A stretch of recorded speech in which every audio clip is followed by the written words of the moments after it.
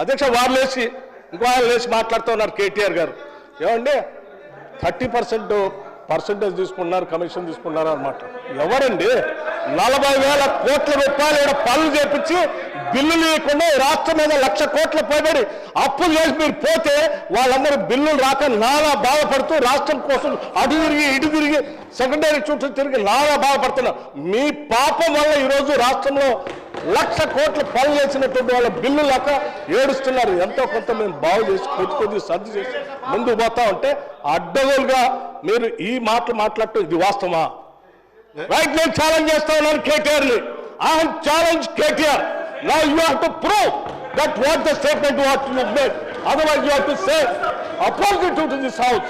You have to make a statement. అధ్యక్ష నేను అడుగుతా ఉన్నాను, ఇది మీరు ప్రూవ్ చేయకపోతే ఈ సభకి క్షమాపణ చెప్పాలి, ఈ రాష్ట్ర ప్రజలకు కూడా క్షమాపణ చెప్పాలి. ఈ రకంగా మైక్ దొరికింది కదా అని అడ్డగోలుగా ప్రభుత్వం మీద బ్లాంకెట్ గా ఈ రకమైన స్టేట్మెంట్ ఇస్తే ఇట్ ఈస్ నాట్ కరెక్ట్. అధ్యక్ష, గౌరవ సభ్యుడు దీని మీద తిరిగి సమాధానం చెప్పాలి, క్షమాపణ కూడా చెప్పాలి.